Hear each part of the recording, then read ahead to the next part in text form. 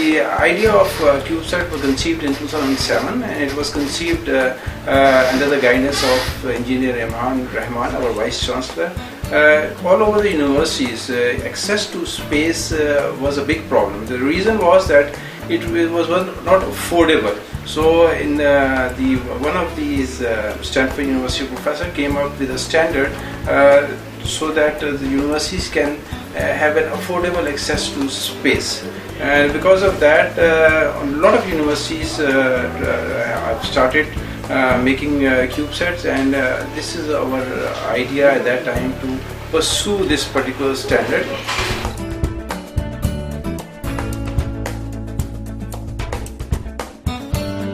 Basically, ICUBE is a small satellite, a CubeSat, where the satellite is in cubic form. Each dimension is of 10 centimeter. It's a model. It's a replica of CubeSat.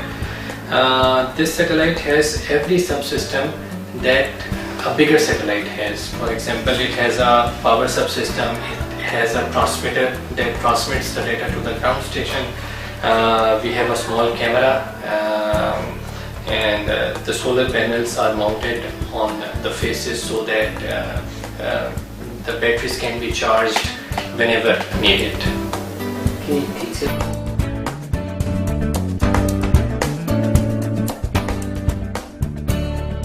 This is a very big project for a university in Pakistan to design a satellite and to test all the subsystems to get it launched to space and then to receive data from the satellite. So we had to involve people from every discipline. For example, people who have their expertise in power subsystems, in power, and people from the communication background, people from aerospace background, people from the materials background for the testing of structure, and people from imaging background for the imaging payloads.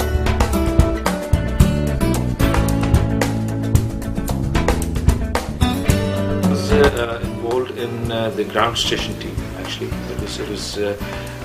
My duties were basically to automate the ground station and to make different softwares which could actually track the satellite, which specifically ICUBE, and then download the data from the satellite, and then later on save that data on the computer, and on the later stages if you can actually process it. Well, ICUBE-1 contains two dipole antennas that are used for transmission and reception.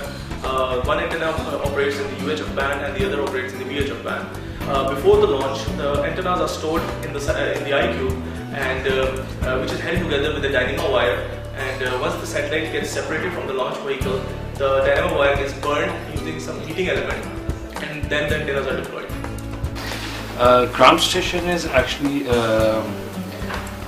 it's an Earth station where you can actually get the data from the satellite. So if there is a satellite passing over the ground station, you can download the telemetry or you can download the data from the satellite and store it with you in the ground station, and later on process that data with you. What was your IST ground station is a GENSO compatible Earth station. It operates in VHF, UHF and S band. It is one of the 104 Earth stations in the VHF, UHF band around the world which are operating in universities, and it is one of the 39 stations which also has the ability to operate in S band. So this GENSO compatible Earth station allows in future for us to interact with other Earth stations and to track ICUBE through other Earth stations around the world, and similarly the other Earth stations can do that with our Earth station. This is compatible to our ICUBE-1 Earth station. It will be used for telemetry, getting health data from the satellite, and it will be used to do telecommands to the satellite, and do all the test data that we get for ICUBE-1 after its launch will be done through this Earth station. Control, we don't have an actuator inside the satellite. What we are doing is we are controlling our satellite using a magnet, and that magnet will align itself according to the magnetic field of the Earth. Okay. And with this we will be having an ease that if there is some problem with the actuator, that problem will not occur. So that would be an ease in order to adopt this scheme. The images of Earth is only possible when it would be looking to the upper hemisphere of the Earth, because in that's the only position in which the satellite would be pointing towards the Earth. Means the camera would be looking towards the upper hemisphere of the Earth. In the ICUBE-2, we are planning for an active attitude control. In the active attitude control, we will be having the actuators.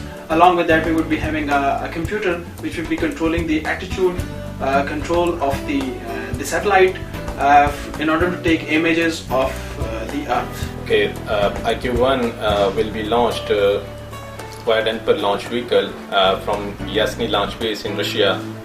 Dnepr is basically a converted ICBM, and that's why it will be launched from a silo, which is a underground sort of launch pad, and ICUBE will be placed on the top of that launch vehicle, which is basically the third stage. And after the separation of that third stage, ICUBE will be released from the UNISAT 5 satellite, which is an Italian satellite, and it is carrying the ICUBE. And after the separation of that UNISAT 5 satellite, ICUBE will be deployed from that UNISAT 5 satellite, and then it will reach at its desired orbit, which is around about at an altitude of 600 kilometers, and then we will able to track that satellite via our own ground station.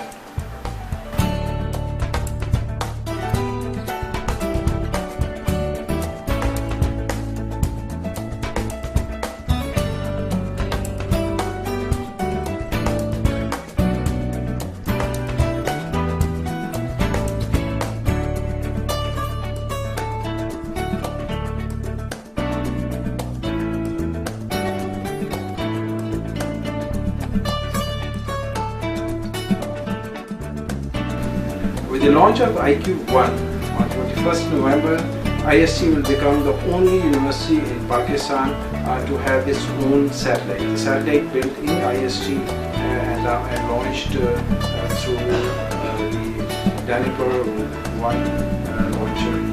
It will be the first university to have its own satellite. And we are very proud that the concerted efforts of the students and faculty and the leadership of IST resulted in this major achievement here at the institute. This was accomplished in a very short span of time, and we look forward to developing this second version, which is 2U satellite.